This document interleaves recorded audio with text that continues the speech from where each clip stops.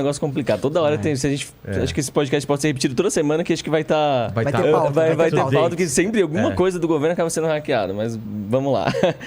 Na sexta-feira, se não me falha a memória, acho que foi na sexta, o site do. Sexta passada, o site do saúde.gov.br, né? Ministério da Saúde, estava desfigurado. Então tinha uma mensagem ali do atacante, como a mensagem do site, dizendo que tinha acessado a rede dos caras, que tinha baixado 50 teras de dados dos caras e excluído. Dos caras, vale dizer, também da população. Exato, dos sistemas do Ministério da Saúde. Pelo menos era o que a gente tinha de percepção inicial. E apresentou isso como um ransomware, que é esse vírus que a gente estava falando no início, que é... na verdade, não vou nem dizer que é um vírus, mas a atividade de você sequestrar dados. Eu entro na sua rede... o vírus é o WannaCry, né? Um deles, mas o ransomware é uma categoria que a gente usa... causou confusão nesse caso, porque a gente está mais acostumado a ler notícia ransomware e associar a um vírus que entra no seu computador, criptografa tudo e fala: você quer restaurar suas operações, suas atividades, seus arquivos? Me paga tanto. E aí eu te dou a chave.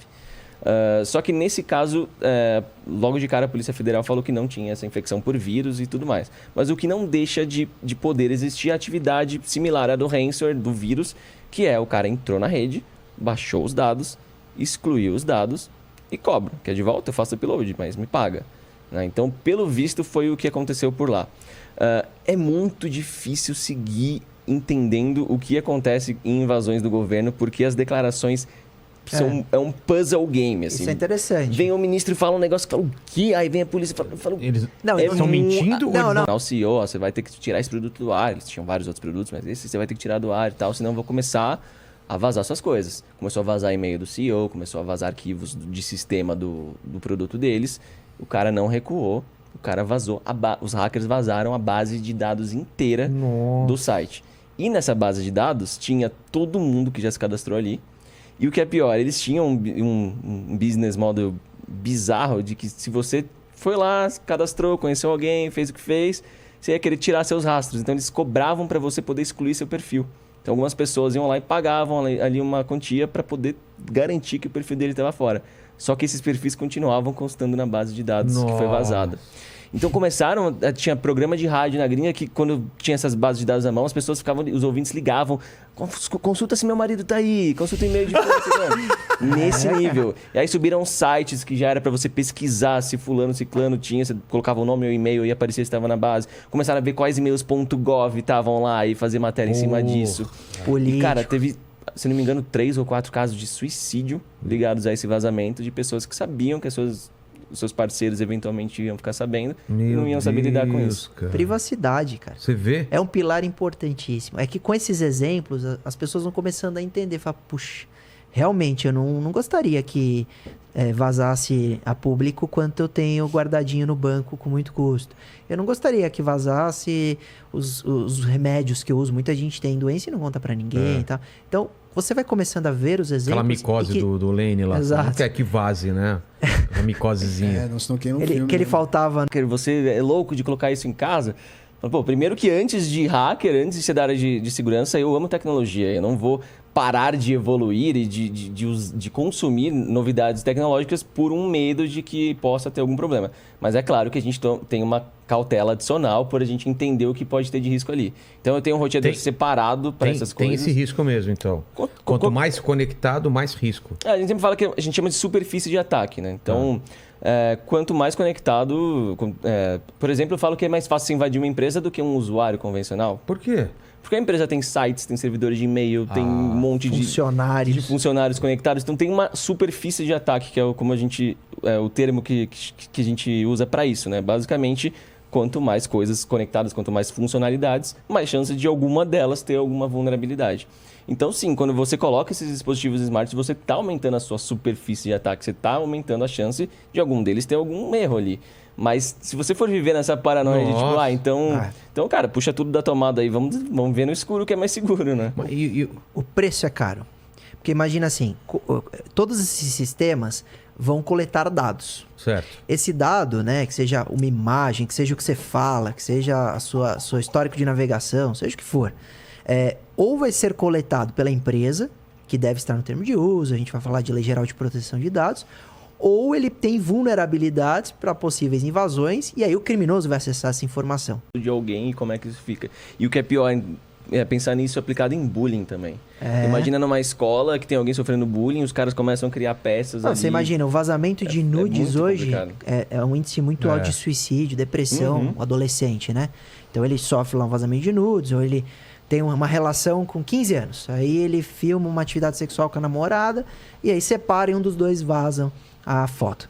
Hoje essa foto é real, e o bullying se dá em razão de uma falha desse adolescente que acabou filmando esse nude ou mandando. Imagina numa evolução em que ele não deu causa. Um algoritmo criou ele nu e aquilo vai ser vazado. Artistas. Isso vai ser muito complicado. Então isso... Tem o vídeo do Dory aí, que a gente não sabe até hoje se é ou não é. Ele veio aqui e disse que não era. E uma das perícias apontou que foi fake, deepfake. É mesmo? 3 dias depois, a primeira perícia que foi feita no vídeo apontou deepfake. Depois teve uma outra que foi controversa, disse que não era. Mas hoje nós temos essas 2 perícias. Não houve nenhum estudo conclusivo. Que falam que pra gente vai ficar impossível mesmo de distinguir, mas que outras inteligências treinadas para isso vão conseguir diferenciar as coisas. Mas, cara, mas a gente sabe como a internet funciona, né? Jogou lá, cara, não importa se é real ou não, o negócio é distribuído fake news. Exato. Mas aí as máquinas vão fazer o trabalho de juízes, então? Não, pelo menos verificação para conceder ao juiz, e esse é um debate interessante. Não é? Que vai conceder ao juiz subsídio para ele falar, não, vazou propositalmente e etc. Agora, o papel do... Que, todo mundo comentou na época, não sei se foi o Zuckerberg ou o Bill Gates, acho que foi o Zuckerberg. Foi Zuckerberg, né? Mostrou o computador dele com uma fita adesiva na câmera do computador. Aí você fala, se esse cara tá com medo, velho. Pois é. Qual é o lance? Então, a câmera minha, mesmo estando desligada, pode alguém acessar e tá me vendo.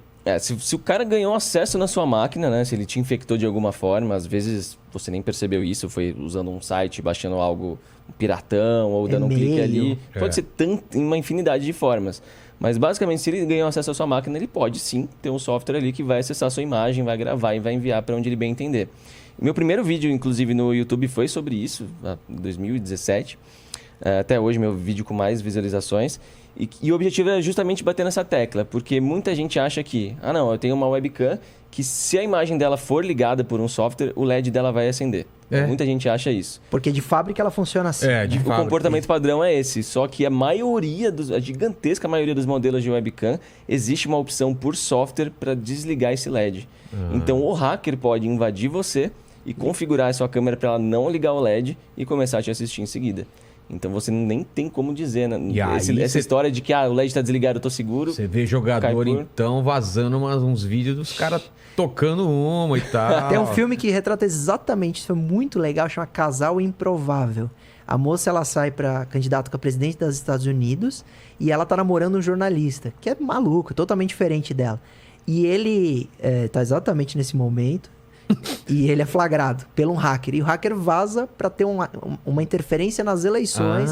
É muito legal. O filme retratou exatamente esse tipo de coleta das imagens de câmera integrada. Falha, a empresa deve falar, por favor, nos mande. Claro. Porque senão você tem uma vulnerabilidade que vai ser aproveitada por um criminoso de má fé e não um hacker, como a atividade do Pato, e vai ter um problemão. Vai ter um problema com vazamento de dados, com a indisponibilidade do sistema e etc. Mas não. A tendência é que agora vem mudando, principalmente as empresas privadas, né? O público ainda está engatinhando, tá difícil. Mas aí eles vão falar, puxa, vale a pena ter atenção, vale a pena abrir um setor para eles comunicarem, vale a pena pagar. Porque interessa também para aquele que encontrou me apresentar a falha, ele está trabalhando de graça, né? Porque quando ele pesquisa a falha, você está testando o sistema daquela empresa sem cobrar nada. E quando você encontra uma falha, a empresa não está só ganhando a correção do problema pontual, mas eles vão poder olhar todo o histórico, todos os procedimentos deles e entenderem como todos os procedimentos anteriores falharam para aquela falha ter ido para o ar. Então é um valor imenso o reporte de uma falha, né? E você vê o contraste interessante do governo brasileiro versus como é lá fora. Eu tenho uma falha que eu reportei pro Facebook, né? Que eu ganhei $10.000 de recompensa. O que era? E era um problema nas lives que eu podia transmitir os viewers de uma live pra uma outra, do nada. Legal assim. pra caramba. Olha só. Sabe que na Twitch também tem aquele lance de quando você encerra, você faz o gank, né? Que é o host, né? Que você transmite seus vídeos. Fala, galera, fica com meu amigo aí que tá online e tal. Entendi. Então eu conseguia ativar isso em qualquer live que tava em execução sem ter nenhum controle sobre essa live. Então eu tirava os viewers Ele conseguiria roubar os telespectadores de uma live e colocar numa outra que ele uma quisesse. outra de meu Que controle. doideira, velho. Loucura. E aí, pô, reportei isso, foi corrigido super rápido, ganhei $10.000 de recompensa. E calhou de, depois de um tempo, teve um evento aqui no Brasil que eu acabei conhecendo um dos engenheiros. E você aceitando de boa fé, como é mais ou menos o que a gente faz, porque o Pato eu também adoro. Eu fui pra essa área por causa de tecnologia. Eu sei o que é coletado. Me custa caro saber e aceitar, mas pelo menos eu sei. Então é uma opção consciente. Agora, quando há uma invasão, não é. Só pra você ter uma ideia, em 2020, mais de 80 mil babás eletrônicas. Então você imagina, o indivíduo compra uma babá eletrônica, põe no quarto do filho e conecta no Wi-Fi para ter a imagem no celular e etc. 80 mil foram invadidas. Então não foi que a empresa coletou, foi que um criminoso estava acompanhando o quarto da criança. Sabe que tem um site que você pode consultar câmeras de babá eletrônica que estão com senha padrão pela internet ou que estão sem senha nenhuma e que a pessoa nem sabe que aquilo está conectado na internet, às vezes deixa conectado para poder ver do trabalho e tudo mais, mas não sabe que está aberto para a rede inteira, né? Então, tem alguns sites que ficam escaneando todos os endereços possíveis, endereços IPs, vendo o que está de serviço disponível em cada IP, e aí eles identificam essas câmeras e sobem para um mapinha lá que tem uma base de dados que você simplesmente começa a ver as câmeras dos outros. E você vê sala de estar, vê quarto, vê tudo. Que doideira. Um Big Brother do crime. Porque você acessar esse tipo de informação, conteúdo íntimo, privado, com certeza questões de nudez, porque a mãe vai amamentar. A criança muitas vezes vai estar sendo trocada. Isso, além de tudo, tem questões de pedofilia. Então é muito, muito sério. E o arma para aquele cara que é inscrito, etc., e pode ter. Mas às vezes eu vendo arma para uns caras que não justificam muito. E ele pode usar essa arma para roubar alguém. Então é mais ou menos isso. Ele autoriza o cadastro desses criminosos que estão invadindo o Instagram e deixa usar esse sistema dele para fazer um esquema muito grande de estelionato. E aí é interessante porque essa quadrilha que invadiu a Cleo, invadiu a Marina Rui Barbosa, a Ludmilla, Robert Downey Jr. Nossa. E o cara do Aquaman. O do Aquaman, esse é o nome dele também. E o ator do Aquaman. Esses caras, velho. Esses caras. Então era uma quadrilha... Com o mesmo layoutzinho de com golpe, mesmo assim, print, português meio bosta, que você sabe que foi translate ali. É horrível, cara. E jogavam, e a galera clica pra ganhar Mas não pegaram esses caras. Aí a gente quebrou o IP, deu Estados Unidos, e aí você começa a ter dificuldade de cumprir ordem judicial, etc. Isso é um problema tá tramitando na internet, ainda, a gente tá cara? cuidando, tô tranquilo. Ah, O inquérito tá tramitando. Mas esse é um problema na internet, porque é muito fácil você cometer... Mesmo eu aqui no Brasil, como se fosse um criminoso, é muito fácil eu cometer um crime como se eu estivesse na Rússia. E aí a cooperação entre esses estados, né, entre essas polícias, geralmente inexiste. Você pode explicar melhor do que eu, mas... E o que faz os países cumprirem decisões judiciais entre eles são ou convenções e tratados assinados entre eles, ou acordo de cooperação jurídica internacional. Então a gente chega para os Estados Unidos e fala, a gente é amigo? A gente é amigo economicamente? Vamos ser... juridicamente? Vamos. Então, quando um juiz brasileiro falar que uma empresa aí nos Estados Unidos cometeu crime, você precisa pedir uma busca e apreensão, você vai cumprir? Tudo bem. E aí faz esse acordo de cooperação internacional, jurídico. O problema é que o que eles fazem? Os hackers procuram paraísos de cybercrimes onde há menos acordos, a Interpol entra pouco e ele usa isso para montar sua sede ou montar pelo menos uma conexão da sua sede, porque ele faz VPN e ataca por lá. E aí ele vai dificultar muito a investigação, praticamente inviabilizá-la.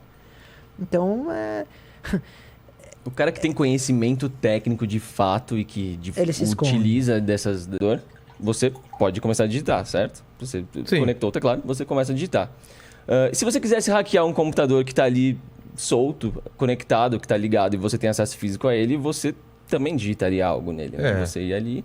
A ideia do Rubber Duck é o seguinte, é um chip que se apresenta ao computador como um teclado, mas já tem uma sequência de teclas pré-gravadas nele. Como se fosse uma macro, né? Tipo uma pré-definição de teclas.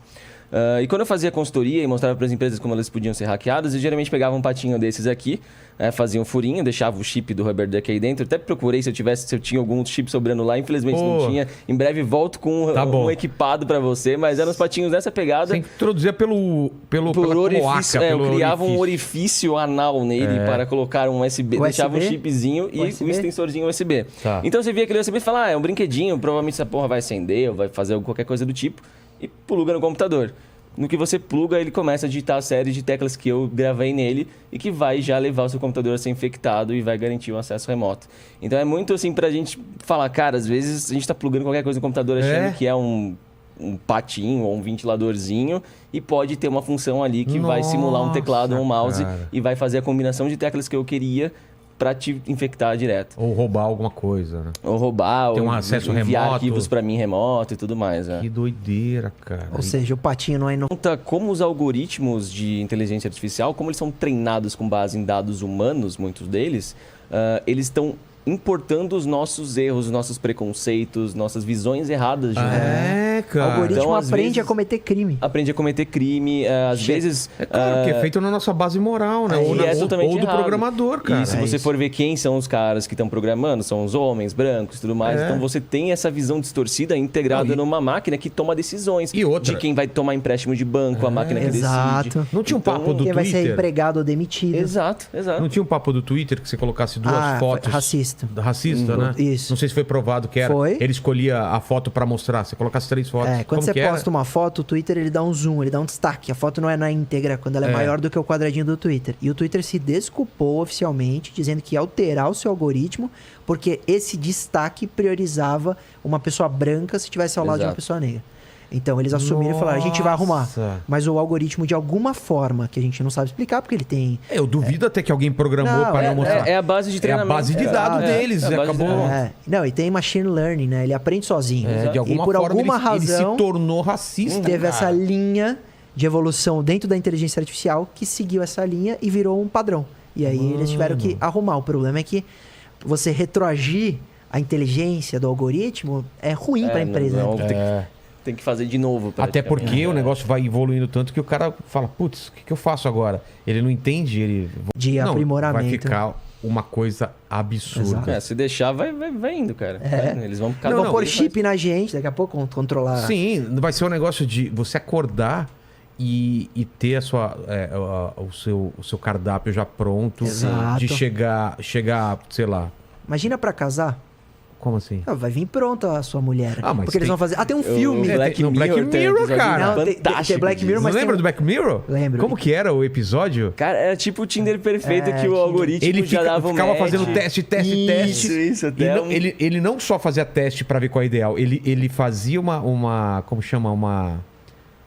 Ele rodava várias simulações de você com essa pessoa. Pra ver se... Deu certo ou não. Ele ia pra outra pessoa, tal, não sei o que. A gente acabou de entregar o plot twist do final do episódio, mas tudo bem. Isso não é... No começo você não saca isso? Não, o episódio mostra... Tudo bem, mas você não sabe. Mas assista, Black Mirror assista. Mas tem uma série que fizeram exatamente nesse sentido. É uma empresa que, por análise biológica, aí, ele faz o seu match perfeito. E aí tem um monte de debate sobre isso. Um deles, privacidade. O outro, vazamento de dados pessoais. O outro, o cara é casado.